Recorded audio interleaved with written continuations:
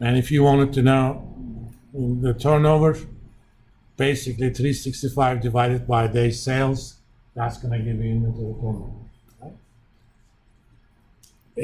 And let me do it just for this one.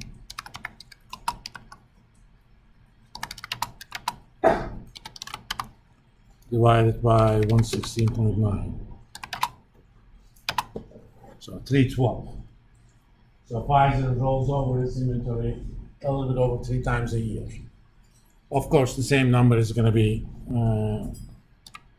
lower for these guys.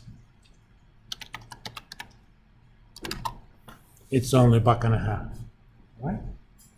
Again, it's exactly the same information, different way of looking at it. But if a problem gives you inventory turnover and asks you calculate day sales, you know how to do that. All you have to do is use the formula. Okay. One of the things I have also seen, you guys are missing definitional questions. I mean, this is an at-home quiz. Obviously, everything is open. Even if I said not, who's there to stop you? And you have no time limit. So you should not have any excuse for missing those questions. If you don't know anything, Google the definition. Okay? You may be too lazy to look at the book, which is fine. If it's a definitional issue, Google and book are going to tell you exactly the same thing. Right? Just look things up.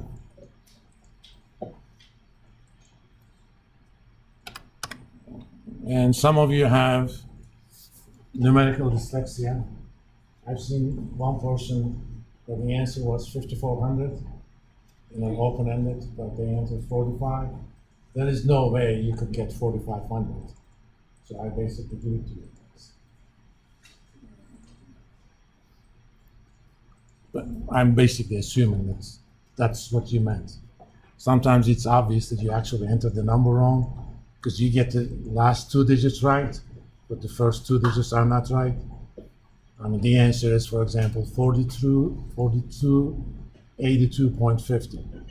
You get 82.50, but that 42 is actually 40. That means you entered one of the inputs wrong.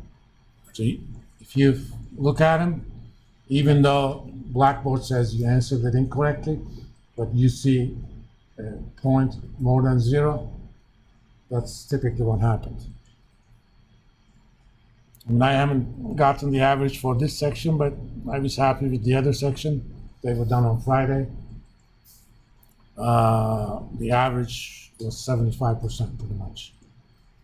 And normally on chapter 2, I get 60s, but I guess those additional videos helped. I had not done those before.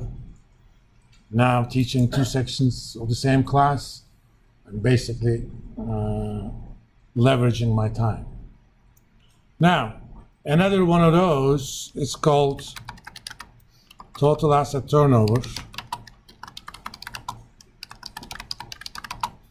It's simple, sales over total assets.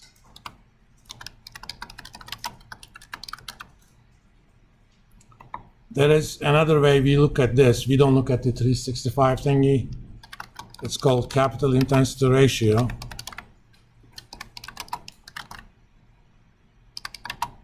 It's 1 over TAT. So let's make sure that we know what that means.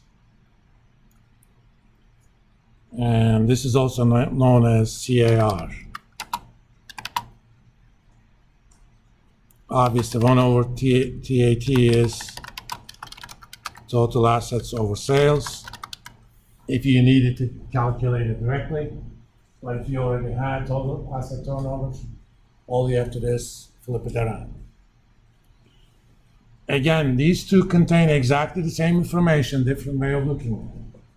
Total asset turnover says, with $1 of assets, how many dollars of sales you could generate.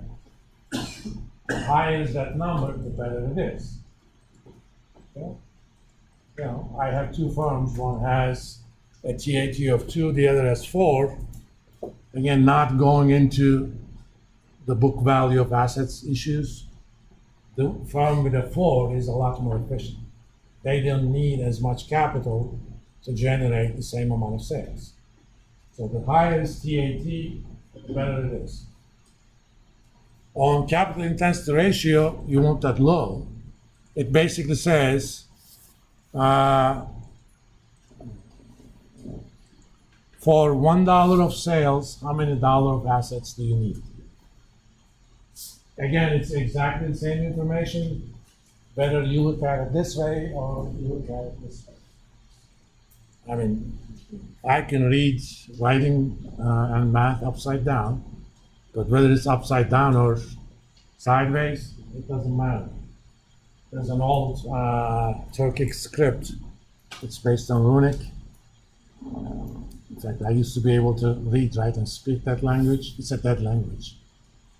I think the last time it was spoken, it was around the year 1000. It has Runic script, and it's written right to left. Okay?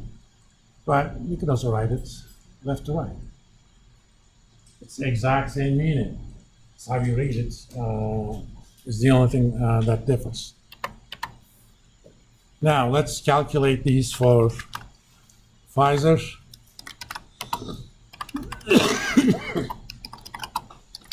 Let's take sales, 68,537 divided by total assets, 197,205. Did I do it right? Yes. By the way, there is no how large it should be, because this sort of stuff depends on the industry. Certain industries, you need a lot of assets to generate sales. Pharmaceuticals is one of them. For example, if you calculated this number for Walmart, it would have been over 2. But remember, Walmart sells a lot of stuff. The margin is not too much. So you do not compare the TAT of a retail company to a pharmaceutical, or GE, or Boeing. It's kind of industry-based. Industries with a lot of invested capital have less TAT. Obviously, CAR is going to be 1 over that.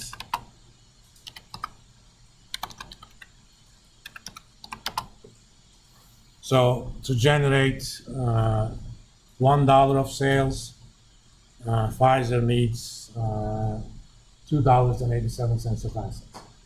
That's the capital intensity. Let's do the same thing for Lilly.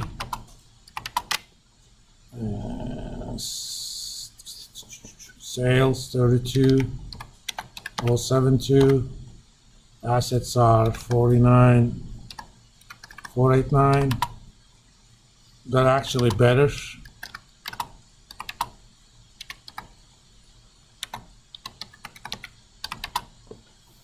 Pfizer, Eli Lilly needs only $1.54 worth of assets to generate $1 of sales. But on the total asset stuff, don't take that too seriously. Remember, total assets are measured at their book value. So their market value could be anything.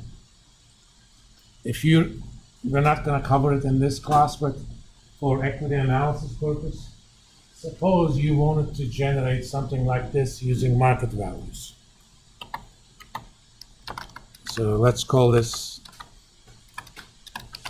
market TAT. This is sales over market value of assets.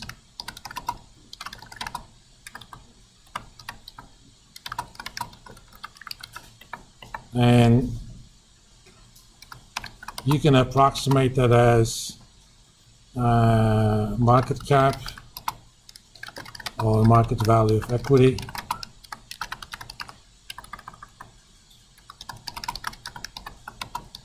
minus total liabilities. I mean, technically liabilities are also measured in book value, but book value of liabilities typically are very close to the market values. So let's do this just for both of them. So TL for PFE. In fact, we have Eli Lilly now. Let's go to balance sheet.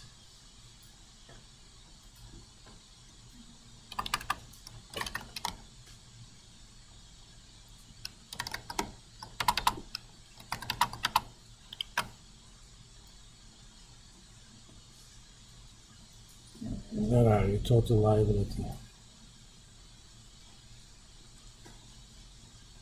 21,576. Market value of equity. You can read that off from the summary. That's $696 billion, but we're measuring liabilities in millions. So 696,943.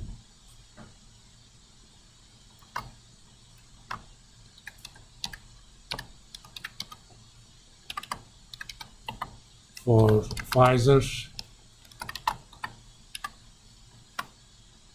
let's go to Pfizer first.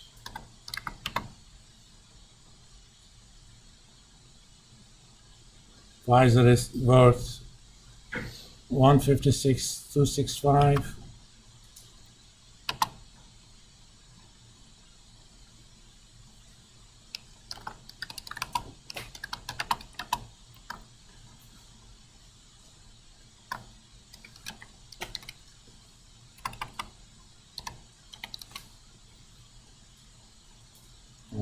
Total liabilities, financials.